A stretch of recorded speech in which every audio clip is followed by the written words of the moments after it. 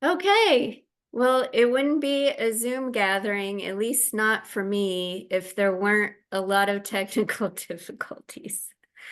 So thank you for your patience. Let me go ahead and get some folks pinned.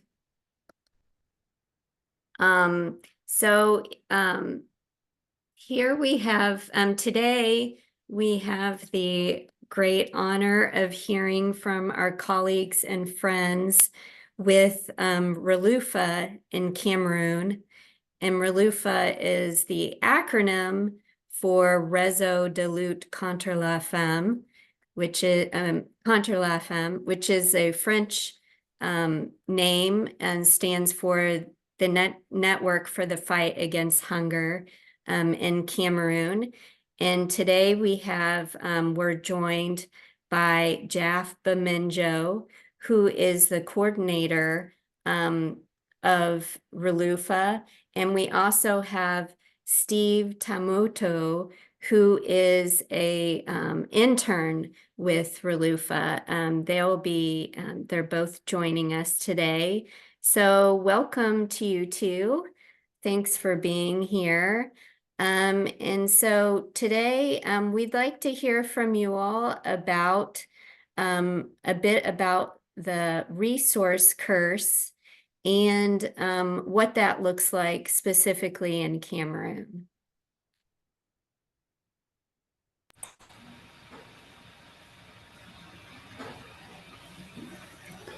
Okay, thank you, Eileen, for your introduction. Good morning, good afternoon, good evening, everybody. I am very, very grateful for this opportunity to contribute to the conversation on the resource curse.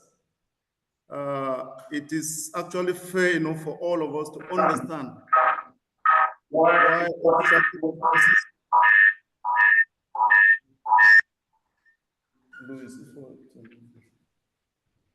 Sorry for that mix-up.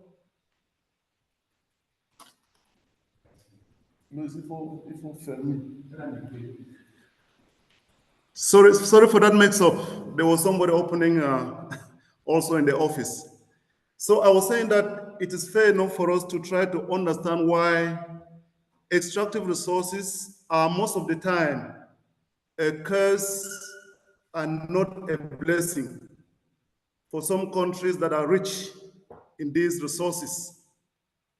So the question that we will be trying to answer today is why is the population in most resource-rich African countries, why are they victims and not beneficiaries of the extractive resources that their countries are blessed with?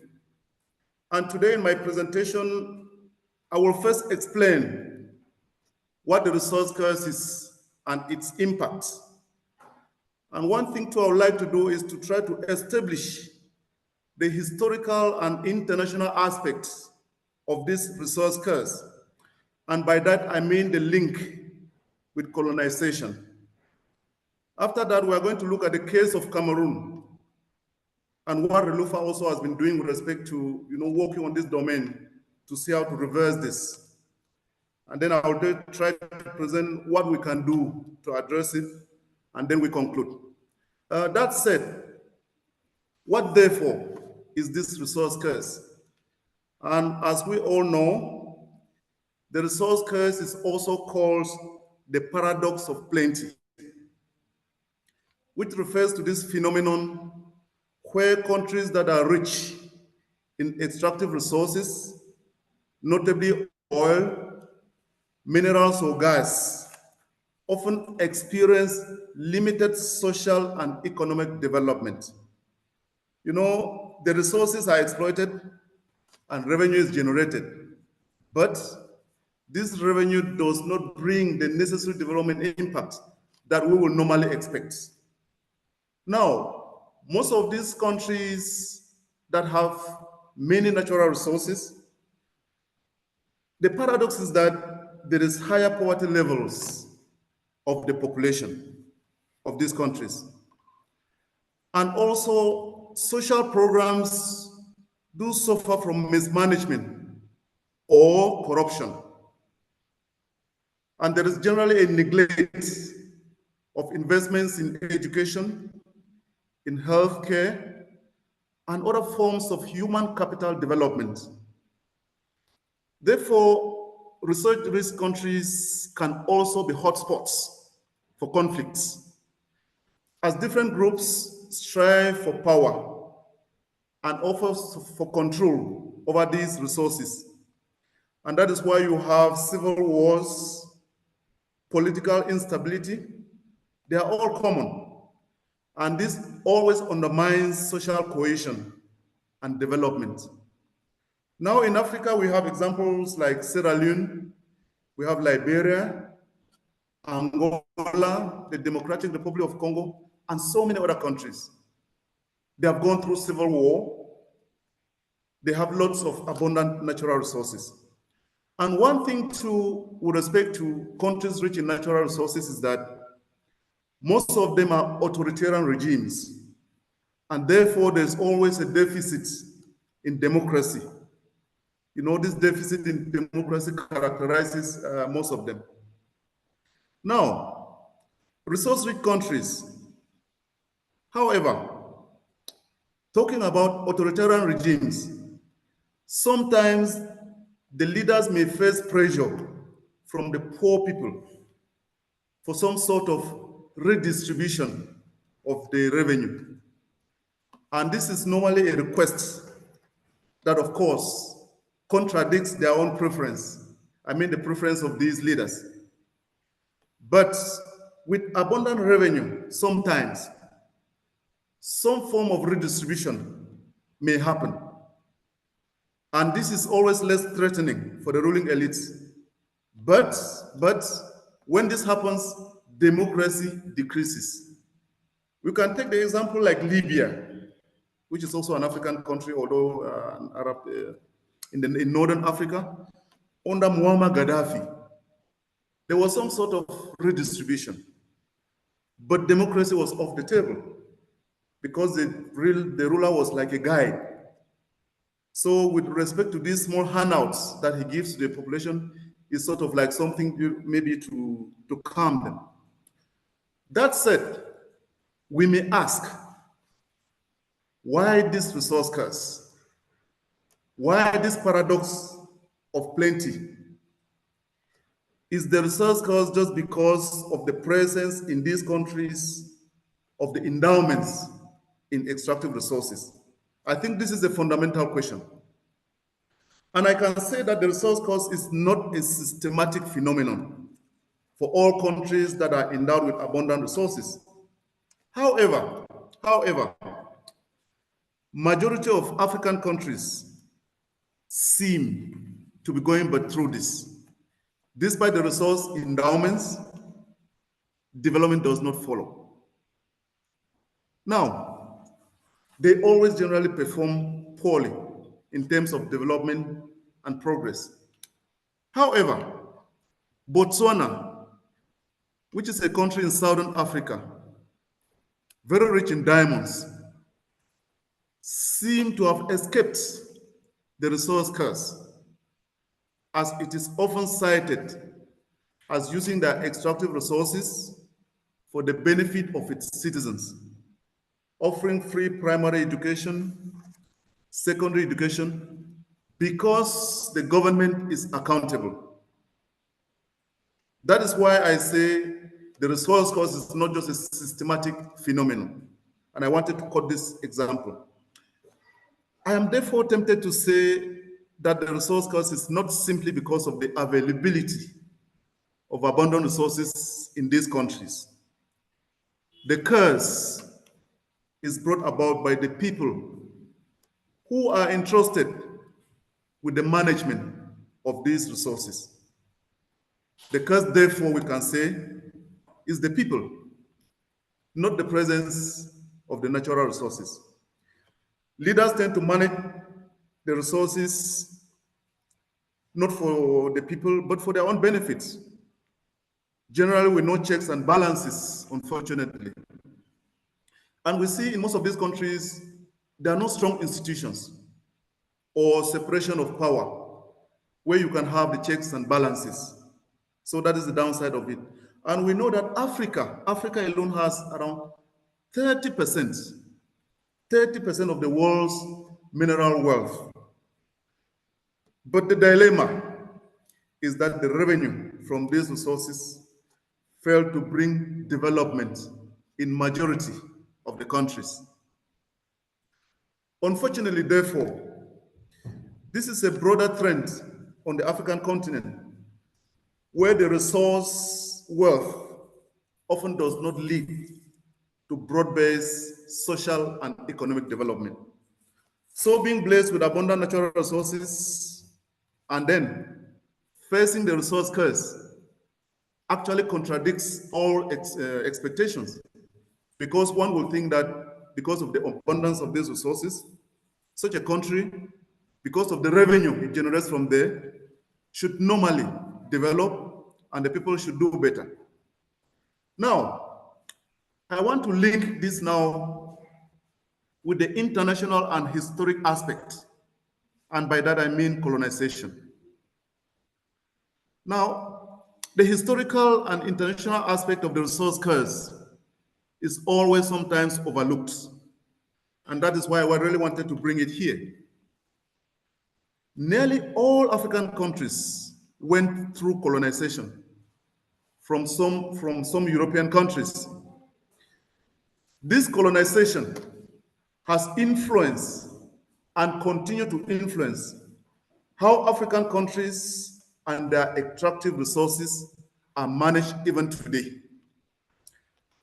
Now, I want to share this slide with you on the scramble for Africa so that we know the starting point, how this originated. I think this is very, very important for any discussion on the resource curse. Eileen, can you put that slide on? The scramble for Africa.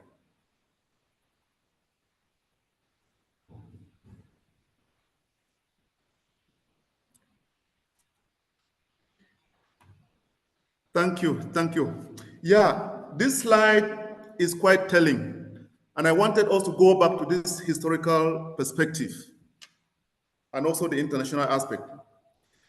This slide is about the scramble for Africa that started sometime around the 1880s.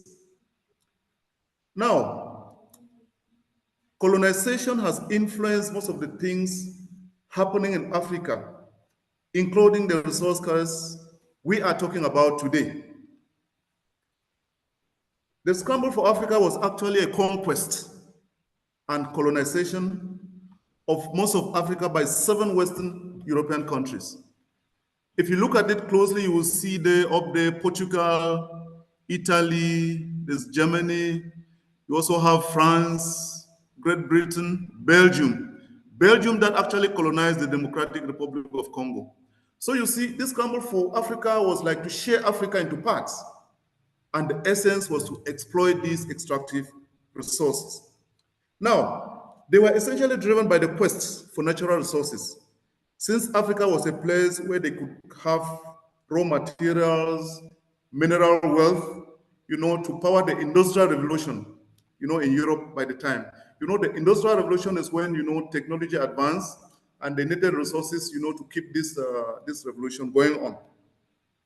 Now, during that time, Africa's resources were exploited by these powers. Traditional cultures in Africa and also the practices were eroded. And a political system emerged that was based on patronage and ethnic division. This is the origin. Now, that was in the past. Currently, which is still linked to the resource curse, there is now a new scramble for what we call critical minerals, and still, most of them are still in Africa. When I talk about critical minerals, I mean cobalt, copper, and so on. These are going to be used for the energy transition. So there's currently, again, another rush to Africa for these minerals. And what is unfortunate is that the focus by most Western countries is about how do we secure the supply chain? How do we secure the supply chain? But the most important question is always left out. And this is still going to trigger the resource cost, and it's going to continue. And for me, some of the issues that I think are so important at this time that we have a second scramble for Africa, for critical minerals, is we need to look at what we call benefit sharing with the communities. This has not really taken effect as would have been expected. There is also the issue of value addition in Africa. It has not taken effect because the resources are exploited and exported in raw form. Africa doesn't benefit from that. And also, above all, there is anti-corruption, which is a problem. Later on, we are going to see how this link of colonization, when we're talking about Cameroon, has influenced the system that we have at the moment. And also the issue of human rights. These are issues that are sidelined. So, because of this scramble for Africa, as we all know, at one point, the people of Africa rose up to protest the colonial system. That was in the 1950s and the 1960s. We all know that after the Second World War, most of the colonies in Africa were given as mandated territories of the United Nations. And therefore, because of this fight for emancipation, the 1950s and 60s, independence started being granted to some African countries. What we should know is that they fought for their sovereignty. And some countries even did that through armed rebellion, like Cameroon, to have their emancipation. So with most African countries being independent today as we speak, unfortunately, the legacy of colonization has influenced the control of the colonial powers on the leaders and the governments in the continent that we have till now. Therefore, the dynamics of the resource curse, continues as a result of this. That said, that was just like setting the stage. Let us now talk about Cameroon and see how the resource curse plays out in Cameroon. And I'm still going to come back to the link with colonization as we discuss Cameroon. Now, using my country, Cameroon, as example, just to indicate how a biased state formation process during decolonization has influenced the type of governance that we have that continue to perpetuate the resource curse. And you see this with respect to the situation of people living where these resources are exploited, who do not necessarily benefit. And it doesn't mean that the other people who are not living close to the resources are benefiting. That is the issue. So I'm going to leave my colleague, Steve, to introduce the segment concerning Cameroon, and I'll come back later. Essentially, he's going to talk about the natural resource endowment and how it has not necessarily contributed to development. Steve is going to speak in French. Steve, tu peux continuer. Okay. Bonsoir à tous. Je suis Tammotu Steve Durand, stagiaire au programme des industries extractives du RELUFA. C'est un honneur pour moi d'être parmi vous. Alors, je vais vous parler aujourd'hui du lien qu'il y a entre la malédiction des ressources naturelles et le Cameroun. Pourquoi on n'arrive pas à se démarquer malgré la présence de plusieurs ressources naturelles de façon abondante sur le territoire. Ce qu'il faut déjà d'abord savoir, c'est que jusqu'en 1980, certains économistes ou nombreux parmi les économistes pensaient que lorsqu'il y a abondance de ressources naturelles dans un pays, immédiatement le développement survient ou va venir. C'est ce qu'on pensait jusqu'en 1980. Et maintenant, ce qu'il faut dire, c'est que après les années 1980, vers les années 1993, est venu le concept de malédiction des ressources naturelles. La malédiction des ressources naturelles, ça veut dire quoi? La malédiction des ressources naturelles, c'est simple. C'est juste que comment un pays qui est richement doté de ressources naturelles n'arrive pas à se développer malgré ses ressources. Et on sait que qui dit ressources naturelles dit beaucoup de revenus sur le plan économique. Alors, ce qu'il faut aussi dire, c'est que pour parler de la malédiction des ressources naturelles dans un pays, il faut au préalable que ce pays soit richement doté de ressources extractives. Vous voyez un peu. Voilà. Donc, en ce qui concerne le cas du Cameroun, on peut dire que le Cameroun, c'est un modeste pays minier et pétrolier. Parce qu'on sait au Cameroun, il y a la présence de plusieurs ressources naturelles ou encore appelées plusieurs ressources extractives. On a par exemple l'or, le cobalt, le diamant, l'uranium, le fer et plusieurs autres ressources extractives. Alors, ce qu'il faut savoir, c'est qu'en ce qui concerne le cas du pétrole, le pétrole au Cameroun date pendant la période coloniale. Pendant la période coloniale, on a commencé à s'intéresser au pétrole. Les premières activités d'exploration ont commencé en 1947. C'est en 1947 que commence l'exploration. Et finalement, c'est en 1972 qu'on va découvrir and then the major oil fields began operation in 1972 with real production getting underway as of 1977.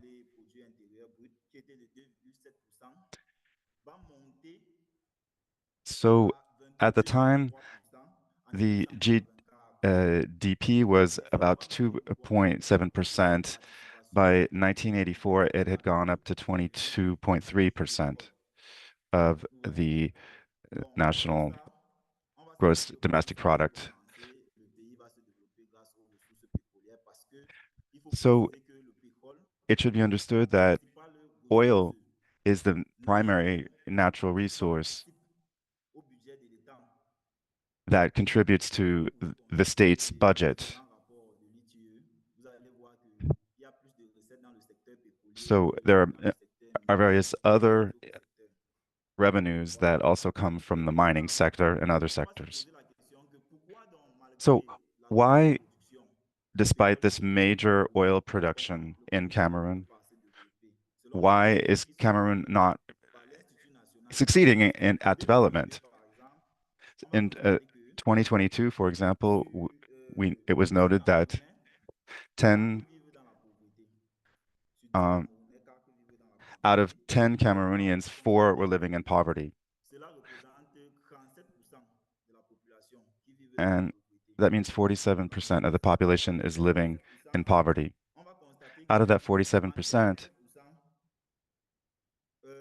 we've noted that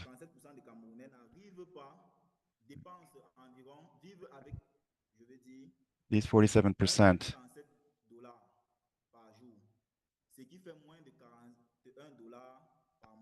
are surviving on about $1.40 per day. That is less than $45 per month. And a huge part of the population isn't managing to meet its needs, despite this huge amount of resources that are being exploited. And in provinces where we have oil production, there are a great number of migrants from other departments or regions of the country. There's also a problem with the exploitation of ocean resources, and there are separatists who have invaded that sector since around 2016. And there's a huge increase in the price of fuel and diesel, which has gone up 40% recently.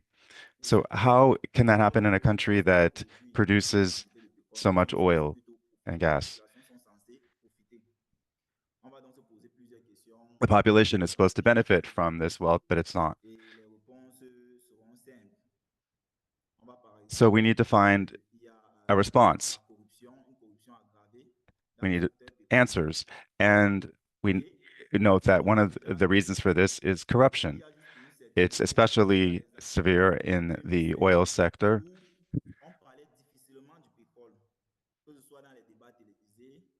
The topic of oil was something that was rarely spoken of in public forums, at least until 2005.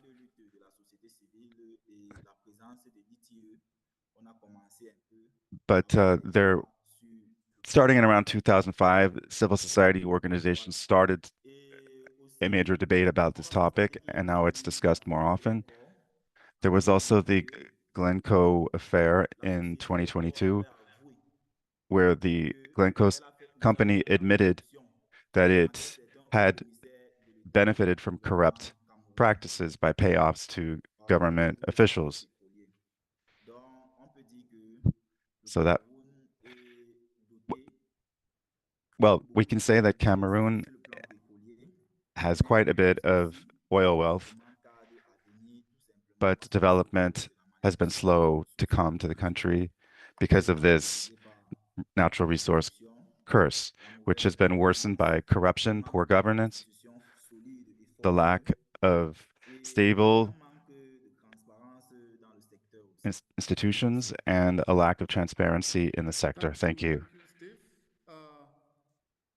Just to complete what Steve was saying, Steve talked about a company called Glencoe. So in June 2022, Glencoe is actually a Swiss multinational oil company that pleaded guilty in a London court to 7 counts of bribery in connection with oil operations in Cameroon. Therefore, we can say that the resource curse in Cameroon can be attributed to corruption, to poor governance, even the poor judicial system, armed conflicts, heavy debt burden that the country has, mismanagement of human and material resources, also low investments, which all contribute to poverty levels in the country. And also to remind us that in 1999 and 2000, Cameroon was actually declared by Transparency International as the most corrupt country in the world. That is the situation. Now, that said, let us look concretely at the situation in the eastern region of Cameroon, where most of the mineral resources are exploited. Steve did mention some of the resources that we have in terms of diamond, gold, and the rest. Let me have the second slide, second peak photos, Eileen. Yes. Now, actually talking about the east region of Cameroon, it is known for the abundance of logging, timber, and mining. But the bulk of its inhabitants are subsistence farmers and artisanal mining, but the region is often ignored by Cameroonian politicians. There you have low level of development that has led to it being called the forgotten region. This is how it is always, mockingly called in Cameroon, the forgotten region, despite the abundance of mineral resources that are exploited in this part of the country. Yet, minerals exploited in Cameroon are found mostly in this region. We can see other photos, Eileen. It's just to show the life of the real people. This is a small girl who's also working in an artisanal mine to make a living at that tender age. Next. Now, if you look at this, it is a signboard leading to a school, and this is a government school. Next slide, you will see the school. This is a school in the 21st century, in a place where you have mineral exploitation. Next. Now, these are mostly artisanal miners. Everybody is involved there. Children basically abandon school. And the impact is terrible because their lives remain like they live in perpetual hope that one day they will find a mineral and sell and get money. But the situation keeps on worsening. Next. Now, everybody goes to the mine, even the young children, even to go and cater for their young ones. Next. Now, with respect to industrial mining companies, people do also go to the companies to look at the wastes that they have exploited, and then they try to see if they can also get something from there, essentially gold. This is what they are looking for. So I wanted to just show this photo so that you see the lives of the real people, you know, who are living very close to natural resources. And let me also now come back to the link with colonization as it concerns Cameroon. I said at the beginning that biased state formation processes contributed to the long-standing autocracy, which persists till today in Cameroon. And this is responsible for the poor management of the resources that we have, you know, leading to the resource curse that we do have in the country. Now, in Cameroon, it is quite peculiar. The political leaders that emerge, you know, during the quest for independence, at the time of Cameroon independence, that was in 1960, formed basically a pact with the colonizer, which is France, for the preservation of their political power. And those who became the political leaders at the time were not necessarily those who were fighting for independence or looking for the emancipation of the people. In Cameroon, there was an anti-colonial movement that was called the Union of the Population of Cameroon, which was a political party. And its leaders were the ones who were vocal and active, asking for independence and emancipation. But paradoxically, a different leader was co-opted by France and installed in power. Now, whose interests do we think such a leader will better serve? Because the colonial power is there to look for its own interests in terms of the natural resources, and then the leader who is put there is trying to maintain his political power. This is what transpired, and this system persists till today. Now, Steve already mentioned the opacity, which was characteristic of the management of oil in Cameroon, which was basically like a state secret, but good enough. With pressure from civil society and the start of what we call the Extractive Industries Transparency Initiative, which basically wants the government to declare what it earns from extractive resources, and for the companies to also declare what they pay to the government. In such a way, at least the population can try to check, you know, in terms of what are the proceeds coming from the extractive industry. So this happened in Cameroon as recent as 2005, as Steve said, because we didn't know how much we were getting from these extractive resources. Now, RELUFA and their partners, especially within the Publish What You Pay campaign, have been working to reverse the resource cost as it concerns Cameroon. In mining communities, we do go there to try to examine what the law says and how they can claim their rights. I know it's so difficult, it's a long process, but we look at any fringes of benefits that do occur, especially like when the law says a part of the revenue should go to these communities where exploitation is taking place or to the local councils. We try to campaign to make sure and ask questions that this is done, but however, this is difficult, it is not systematically done.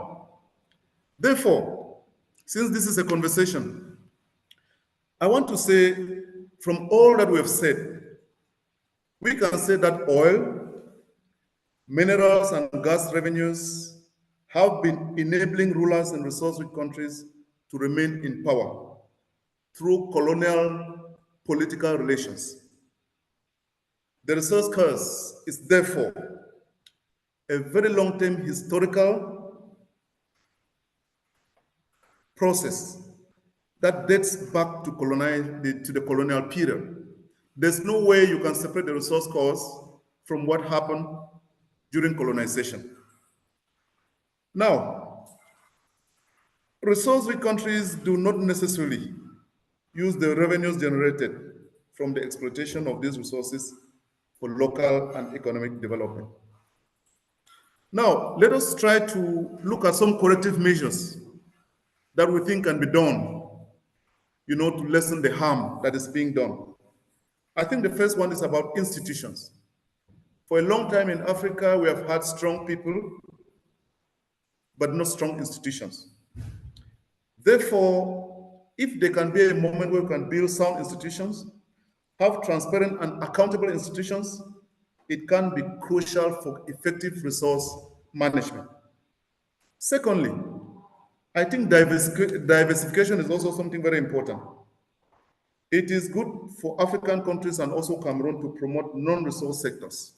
These sectors are actually abandoned. It's good to encourage investment in sectors as agriculture, particularly, because in Cameroon, 70% of the people depend on agriculture. That could be a trigger for some sort of development, people taking care of themselves.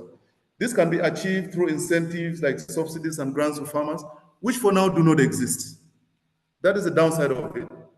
And also, it's important to develop human capital, investing in education, vocational training, so that people are equipped, to have the workforce with skills that are needed in the different diverse sectors that should be promoted. And also transparency. Transparency is very important. It's always good to continue to advocate for greater transparency and accountability in resource management. Even though Cameroon is a member of the EITI, it was just recently suspended because the government was not complying with all the specifications that was required of them. So they are trying to do some corrective measures and maybe come back. But we still think as civil society that being part of the extractive industries transparency initiative is very, very important, because it is only in that space that civil society can raise certain issues and maybe hold the government to account. Now,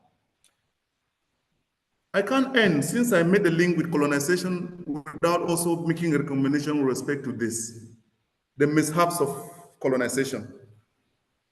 There needs to be some sort of historical acknowledgement. Colonizers should acknowledge the historical injustices and the exploitation created by colonization. I think this is just fair enough.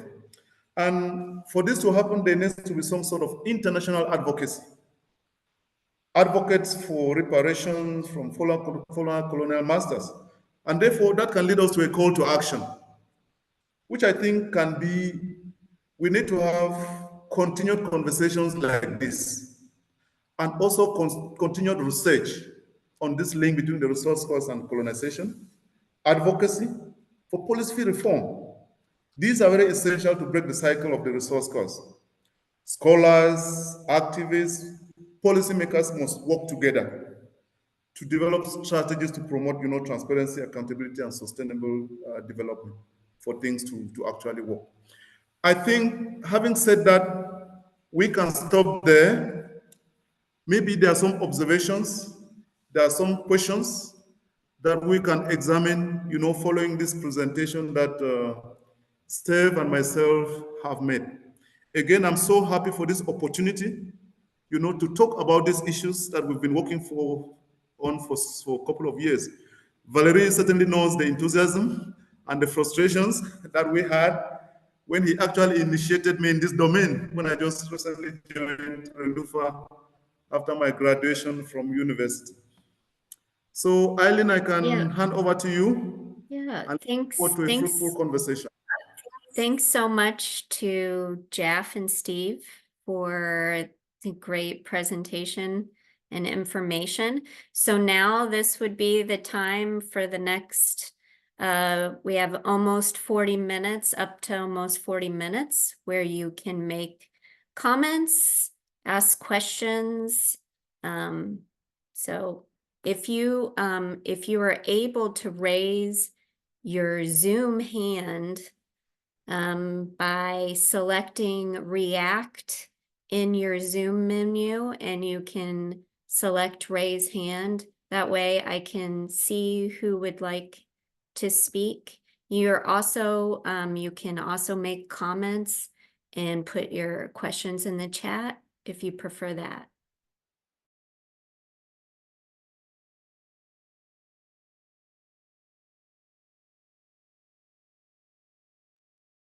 Yes, Angelina, if you want to unmute.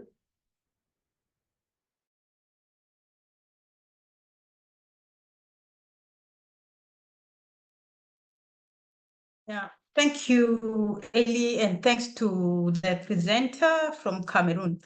I just want to react to what he has really highlighted, and I think it resonates with most of the African countries. And I think it's high time that we have all know what's the impact of most of the activities that were done to the African continent and the countries during the scramble for Africa. And it's high time that we need to reflect back. Yes, a country that have resources, but the population cannot even feed themselves. As much as we keep working around humanitarian, it's not sustainable. It's high time we want to look at how do we really accept that a lot of things were done wrong to the African countries, and also the African leaders that are in power also have some cliques that are put them or forcing them to the population. Because most of the leaders that are really in power, you will always find that they have some backup. So it's not that their country or their leadership really put them in power. How do we bring in transparency, accountability to really make sure that this mess is corrected? When you look at Congo, Congo is one of the richest countries with resources. But when you look at the population in Congo, it's so disappointing that they cannot really sustain or even have security. And we have like cartel that are connected both in Africa and also globally. So how do we also trace and put those people, brought them to books so that they don't keep on using human beings for their own benefit? Big companies that are also destroying countries, like we have the case of Bini in South Sudan, an oil company that was working here, and it caused a lot of damage. The case has been on and on and on, and the people that were affected have never got justice that is that they expected. And the pollution from the oil companies that is not benefiting the citizen. So these things are quite worrying, and I'm so happy to be part of this discussion today, because it's high time that what is it that we can do collectively? Because it's not one person that can do anything. Thank you.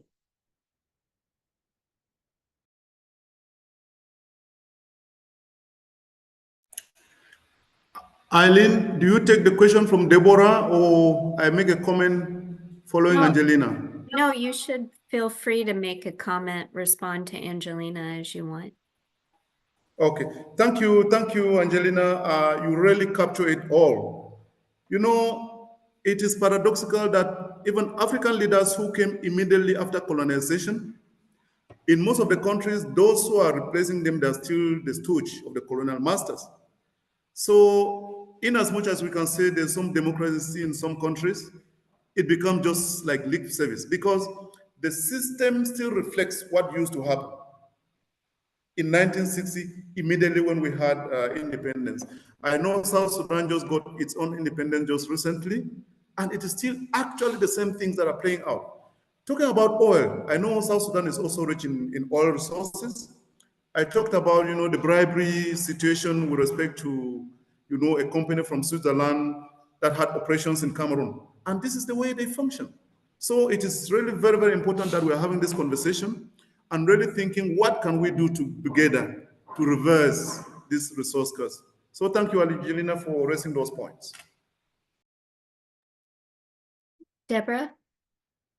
Hi, Deborah Truster. I'm a pastor in San Jose, California with the Presbyterian Church. So I lived in Cameroon for a little over a year, and I visited the country many, many, many times. And I've seen this firsthand. And thank you very much for the excellent, informative presentation, Jaff. Really appreciate that. So my question is, what do you see that churches have been doing? Is there anything churches have been doing to help, whether locally or internationally? And maybe more particularly, what can we here in the Presbyterian Church do? When I was there, I was working with Evangelical Lutheran Church in America. So, and I still have contacts in that church. So, I mean, if you have any suggestions for church bodies here in the US, I would love to know what they might be. Thank you. Thank you very much, Pastor Deborah. Happy to learn that you've been to Cameroon, and I hope you will come back again. Yeah, I think with respect to your question about what churches can do and what have they been doing, I say RELUFA as an organization will really depend on the partnership that we have with PCUSA. I can give just one example.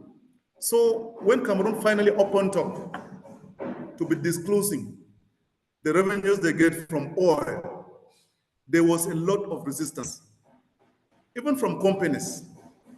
And one company, I think it's the American Petroleum Society or something like that, they filed a submission saying that in Cameroon, it is against the law to publish what you pay to the government.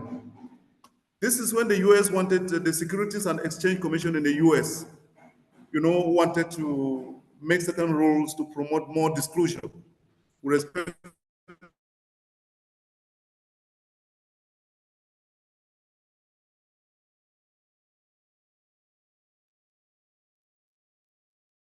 Are you still there, Jaff?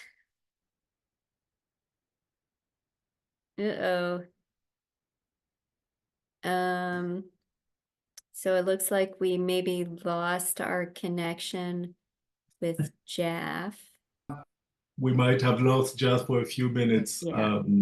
My name is Valerie Nordem. I'm in staff with the Presbyterian Hunger Program, part of the team that put Paying overseas. this place together. Jaff is back. I'll come back after him. Jaff, we lost you for a minute or so. Are you there?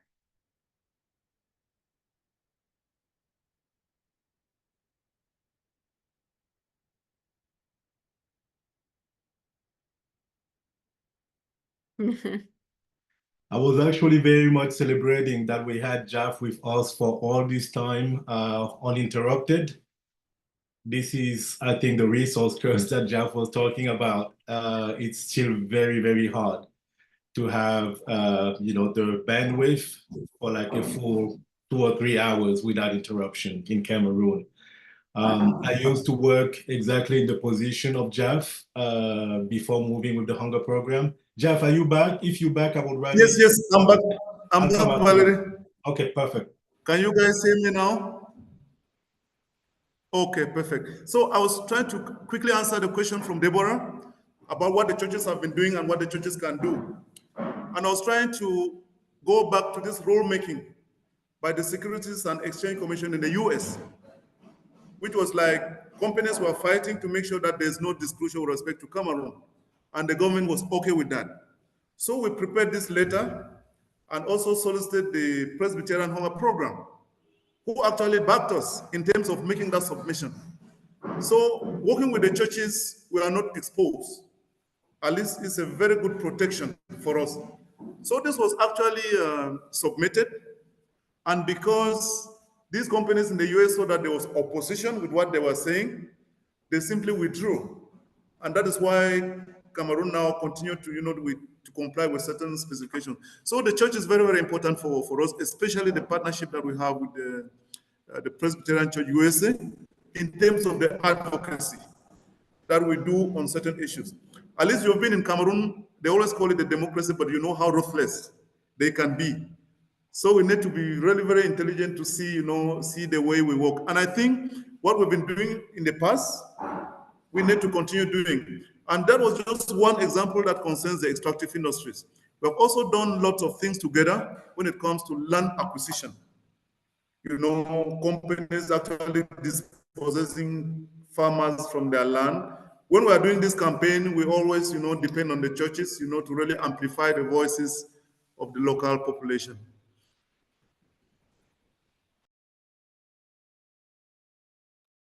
And I might add something very quickly to that.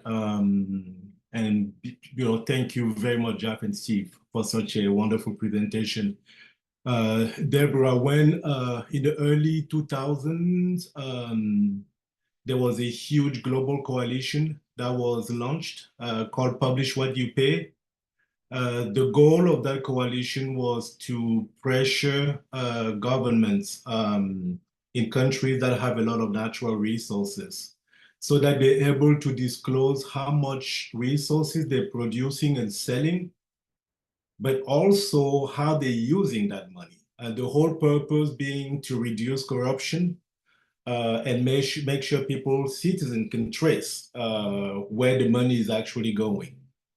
And the Presbyterian Church in the US was the first church that was signatory to that campaign. And for many years also was supporting, that movement towards transparency. Another example that I can cite quickly is, RELUFA, Jaff being with us today.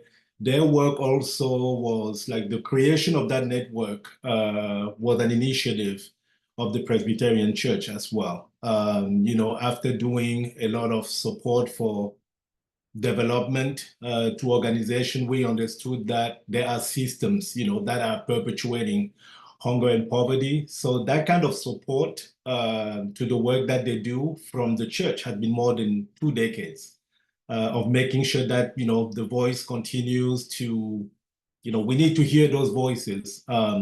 And in this call, we have a couple of partners from Congo, from Peru, and other places that are seeing the same realities and that are also supported by the church. Again, with that large understanding that, we see that structural systems really need to be dismantled before that can change. And I also have a question for Jaff. The images that you and Steve shared were very, very strong. We forget again how, these children, when I saw that, I have children going to school, it's so hard to see what they're missing, from working in the mine at such an early age. And we also know that working in the mines comes with a lot of disease because they use a lot of products that are not always good for their health. I live in the US now, and I also have seen more than ever before how much we consume products that are made out of the minerals that you were talking about. So my question is kind of going in the same direction than Deborah. So people in the US, what can we really do? When we watch this, it's painful. What would you say people here need to do to also stop that trend that continues and that are affecting countries like Cameroon? Excellent question, Valerie. Thank you very much. And I will attempt to answer, and maybe you also complete with an answer. I think when I ended, I said one call to action is about everybody, especially at the local level, scholars, activists, policymakers working together to continue to pressure. We are talking about global power structures, the government and the enterprises, that are exploiting these resources. These are real powerful global power structures. And for things to change, I think the engagement of civil society, churches, and everybody is very, very important. The first thing that the churches are already doing, people in the US are already doing, is the support that they give to us to do this work that we are doing on the field, to amplify the stories. And I think there will come an opportunity whereby we can have opportunities to also ask tough questions, to the guys in government and also to the enterprises, the companies that are perpetuating this. This is something that's very important. And this cannot be done only by us here on the field. It should be some sort of combined effort. This to us is very, very important. Because you notice that most of these companies, when they come, they are very good allies with the government. And the government at times tend to close their eyes on what they are doing on the field. Some of the campaigns that we do, they might look small, but they're still very, very important. We try to also identify some of the problems on the fields. We produce our reports. And since we know that the government is too powerful, we don't go for confrontation, but engagement. When we've done our research, we go to them to say, okay, this is what is happening. There is a gap in the law. This is what it is happening. How can you close it?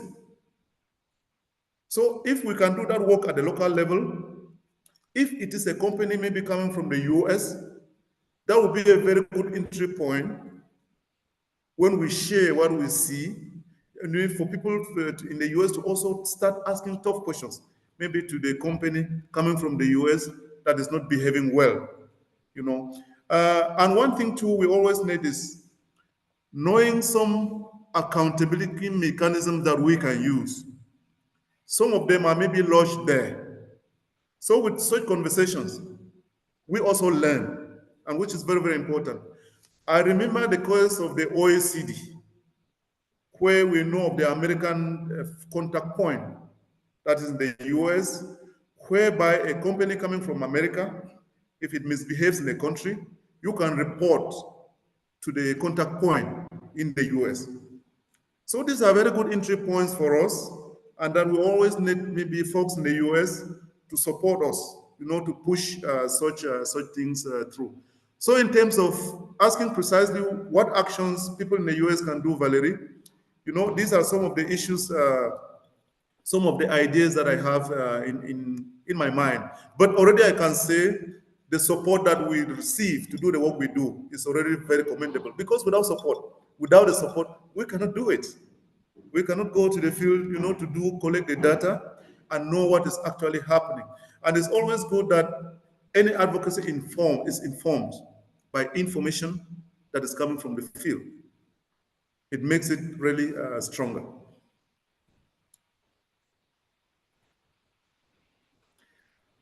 I see Jed. Jed has his hand up.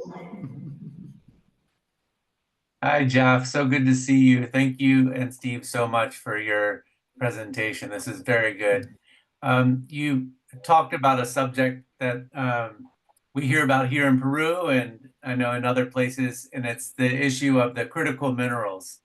And there's been a lot of advocacy building in this part of the world, and in the South America, North America, and I believe in Africa as well.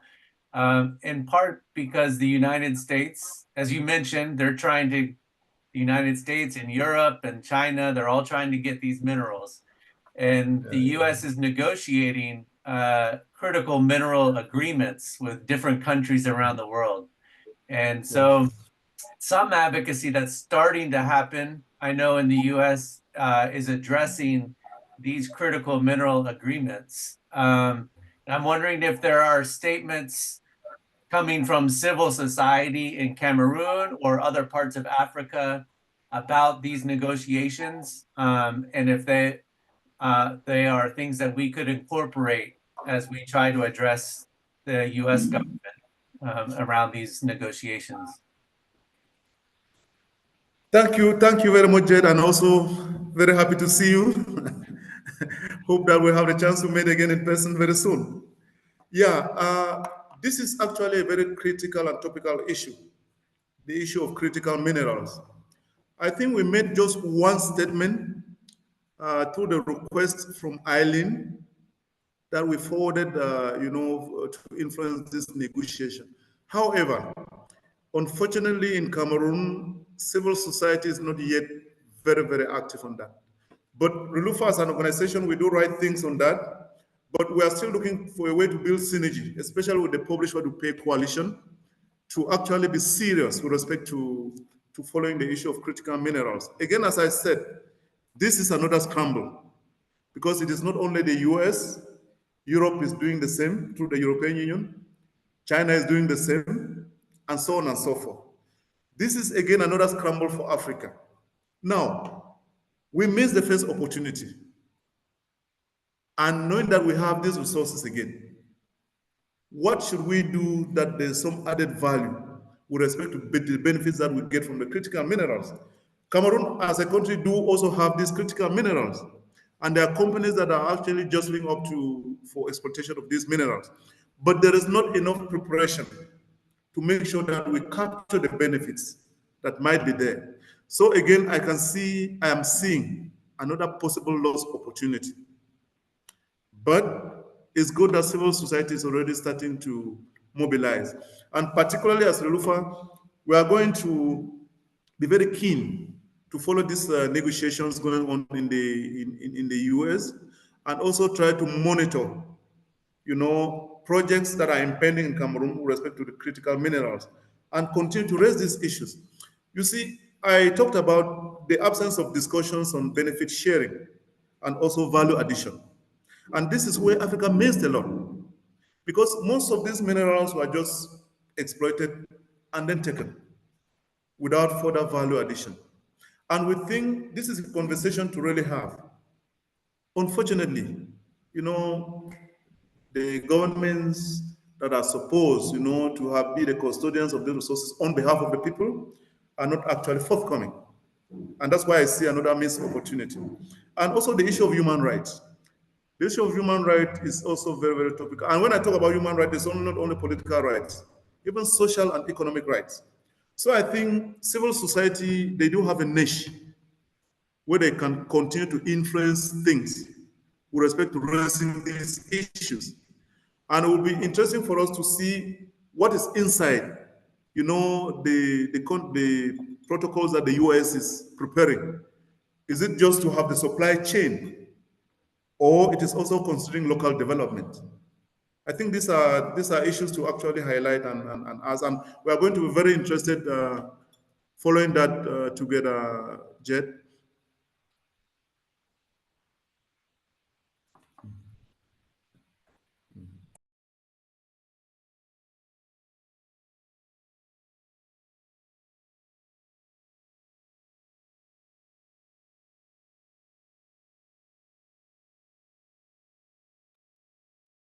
Any other comments or questions?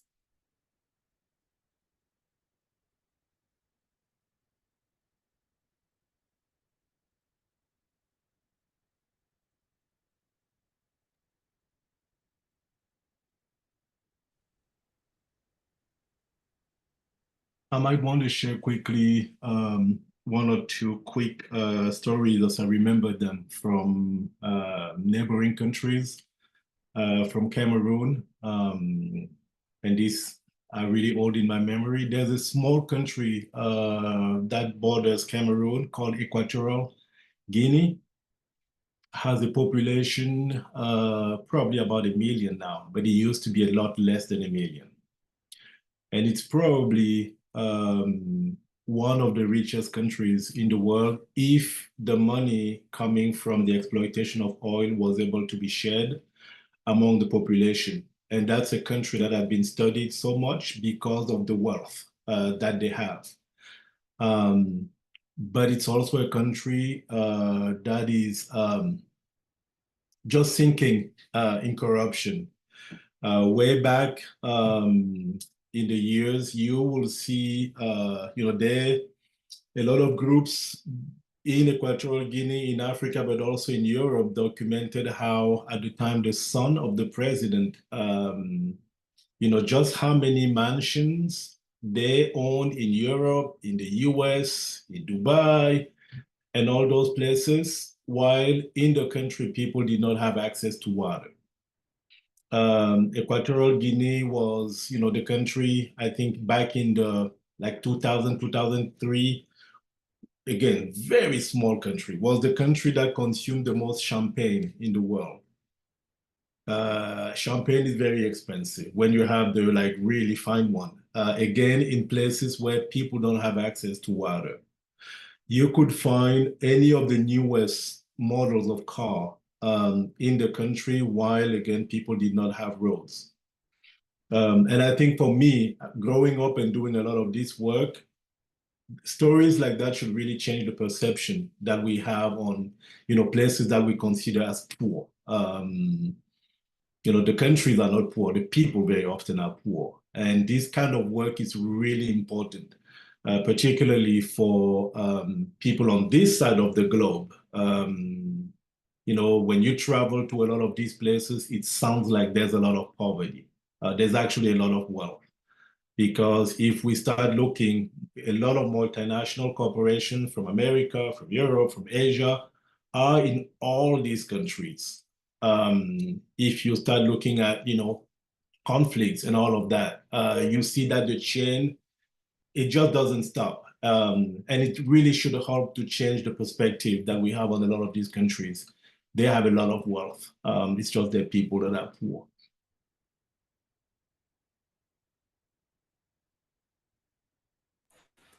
Yeah, I think that is a very fair point, Valerie. And I think I was talking about Africa in general, and when we come particularly to this, our Central African sub-region, most of the countries do have resources that if they are converted, to use for development, they'll be far more better. But one common trend is about the dictatorship. Most of these countries are basically dictatorships. Therefore, these results, the revenues that they generate doesn't actually trickle down to the population or used for social and economic development. Gabon is the same example, even Chad. When Chad started the exploitation of oil, they said this was like the model for development. But I don't think that since 2000, when Chad, started exploiting oil and doing and exporting, I don't think that development has followed, as the World Bank, portrayed at the time.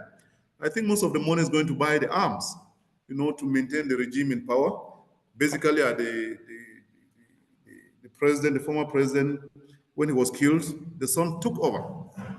So it's already like a family affair.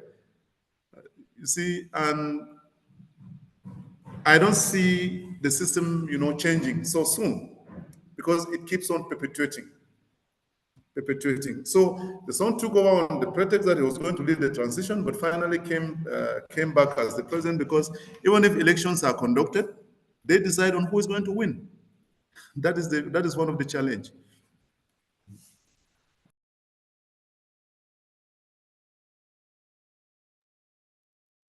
So if there are no more questions or comments, I would just like to give my thanks again to Jaff and Steve for joining us today and for this great conversation. And I'd also like to extend thanks to our 4 interpreters that were helping provide simultaneous French and Spanish interpretation. So thanks to Martin and Lisa and Debbie and Alex. Thanks so much for everything you all do. That's a very hard job, and we really appreciate it greatly. And just an announcement, our next Centering Partners Voices call will be on Tuesday, November 19th. So you'll be seeing some follow-up emails from me with probably some resources from this call, and closer to the November 19th date, you'll see an email from me with information about that topic and that speaker. So thanks again for spending this chunk of Tuesday with us, and we hope you have a great rest of your week. Take care. Can I just say one last word, Eileen? Of course. Yeah, I'm also very, very happy for the opportunity, to share my perspectives on this conversation, and also happy to see all my friends over there we have not met for quite some time. I think one thing too is this is very, very important, as I said, having space like this where we do share ideas. And I also want to congratulate my young colleague, Steve, who is an intern, who did a very great job sharing his own perspectives too. Steve, can you say something before we close? Merci beaucoup pour tout ce qui a été dit ici. Thank you very much, everybody, for participating. It was a pleasure for me to be here with you and participate in this conversation. I learned a lot from our discussions. And I do think that the church has a large role to play in sort of combating the resource curse. I think that the church can support civil society organizations that are in the field. These are the ones that are out there doing the work and struggling to improve the situation for people who are living near extractive industries. Most of the countries on the African continent are suffering from the resource curse. And so I think that they all need strong assistance and they need strong leaders. We need more transparency, more accountability, and a stronger legal framework in all of these different countries that have many natural resources. I also think it's important to have options to keep children out of the mines. Not only governments are responsible for this, but also civil society organizations and the companies that are involved in the mining industry. Thank you. Thank you very much. Thanks all. Bye-bye. Okay.